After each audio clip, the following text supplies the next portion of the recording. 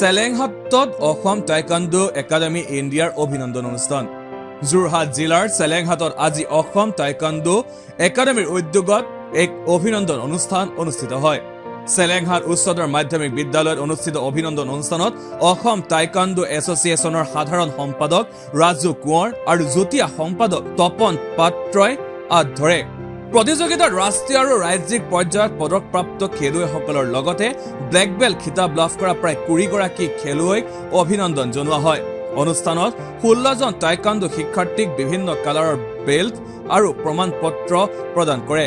অনুষ্ঠানত Assam taekwondo academy ইণ্ডিয়াৰ প্ৰশিক্ষাৰ্থী লগতে অভিভাৱকসকল উপস্থিত থাকে। অনুষ্ঠানত 16 জন টাইকাণ্ডো শিক্ষাৰ্থীক বিভিন্ন কালাৰৰ বেল্ট আৰু প্ৰমাণ পত্ৰ প্ৰদান কৰা হয়।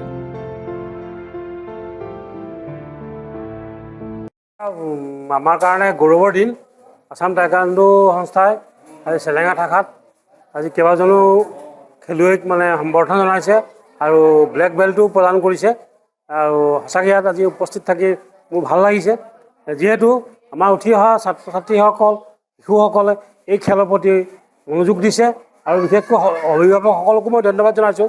তেখেতসকলে ইয়াত উপস্থিত হৈ তেখেতসকলৰ সন্তানসকলক যিভাৱে তেওঁলোকে উৎসাহ দিছে তাৰ কাৰণে মই তেখেতসকলক ধন্যবাদ জনাইছোঁ। আৰু বিশেষকৈ আমাৰ আসাম টাইকাণ্ডো সংস্থাৰ সভাপতি ৰাজু কোঁৱৰ ডাঙৰীয়াক মই ধন্যবাদ জনাইছোঁ। তেখেতে সুন্দৰ প্ৰচেষ্টা হাতত লৈছে আৰু যথেষ্ট কষ্ট কৰি আমাৰ ছাত্ৰ ছাত্ৰীসকলক শিশুসকলক এই বিদ্যা প্ৰদান কৰিছে আৰু তেওঁকো মই মোৰ অন্তৰৰ পৰা ধন্যবাদ জনাইছোঁ। আসাম টাইকাণ্ডো একাডেমী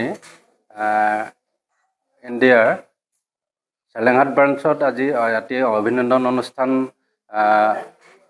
দিন ধাৰ্য কৰা হ'ল। বিশেষকৈ 1 মে' তাৰিখে এই 1 মে' দিনটোতে এটা আসাম টাইকাণ্ডো একাডেমী জন্মৰ বাৰ্ষিকৰ নিচিনাই এটা অনুষ্ঠান আজি শুভক্ষণত আজি অভিনন্দন অনুষ্ঠানো আমাৰ সন্মানীয় সভাপতি মহোদয় আৰু লগতে আসাম টাইকাণ্ডো একাডেমী ইণ্ডিয়াৰ taekwondo martial art and sports association আছামৰ general secretary master Raju Konwar sir, তেওঁৰ লগতে আজি 16 জন খেলুৱৈক ব্লেক বেল্ট প্ৰদান কৰিলে আৰু 7 জন ৰাষ্ট্ৰীয় আৰু ৰাজ্যিক পৰ্যায়ৰ খেলুৱৈক তেওঁ সম্বৰ্ধনা পত্ৰ ইয়াত প্ৰদান কৰিলে। আজি আমাৰ ইমানেই আছিলে আমাৰ ইয়াত। আজি আমাৰ কাৰণে এটা অতি গৌৰৱৰ মুহূৰ্ত আৰু শুভক্ষণ। আজি বুদ্ধ পূৰ্ণিমা আৰু এই বুদ্ধ পূৰ্ণিমাতে আমাৰ আসাম টাইকাণ্ডো একাডেমী ইণ্ডিয়া জন্ম লাভ কৰিছিলে, প্ৰতিষ্ঠিত হৈছিলে। আৰু আমি আজি এই শুভক্ষণটিত আমি অতি গৌৰৱেৰে আমি আজি আপোনালোকলৈ এটি বাৰ্তা দিব বিচাৰিছোঁ। আমাৰ জন্মলগ্নৰ পৰা আমাৰ কেইবাগৰাকীও আমাৰ সুদক্ষ খেলুৱৈ ৰাষ্ট্ৰীয় ৰাজ্যিক পৰ্যায়ত পদক লাভ কৰি আমাক গৌৰৱান্বিত কৰিছে, অসম মাতৃক গৌৰৱান্বিত কৰিছে। আৰু আজি এই ক্ষণটিত আমি আমাৰ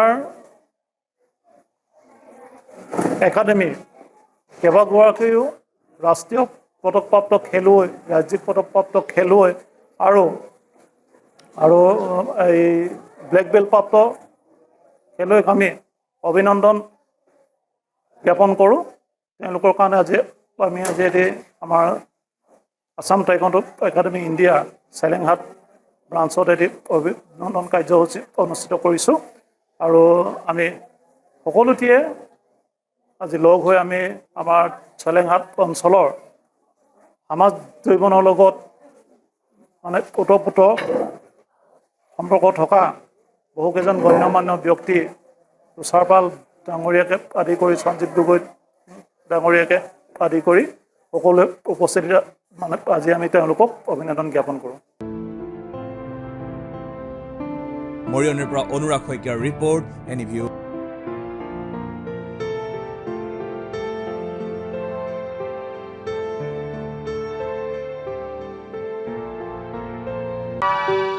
আপুনি বাৰু হাড়ৰ সমস্যাৰ কাৰণে পাটনালৈ যাবলৈ চিন্তা কৰি আছে নেকি? এতিয়া আৰু চিন্তা নাই। আপোনাৰ যিকোনো হাড়ৰ সমস্যা হ'লে এতিয়াৰ পৰা আৰু পাটনালৈ যাব নালাগে, কিয়নো এতিয়াৰ পৰা গুৱাহাটীতে পাব সেই সকলো সা সুবিধা।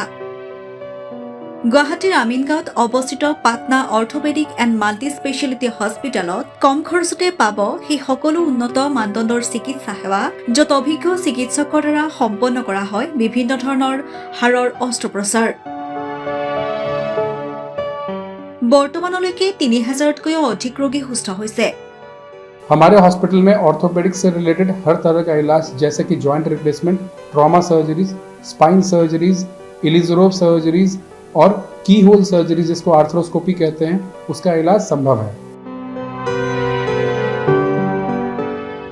উন্নত মানদণ্ডৰ সা সুবিধা থকা হস্পিটেলখনত আছে ৩টাকৈ VIP ৰুম, 11টা কেবিন, জেনেৰেল ৱাৰ্ডত আছে 12খনকৈ বিচনা তথা 7খনকৈ বিচনাযুক্ত ICU। তাৰোপৰি এই হস্পিটেলখনৰ ভিতৰতে আছে ফাৰ্মাচীৰো সা সুবিধা।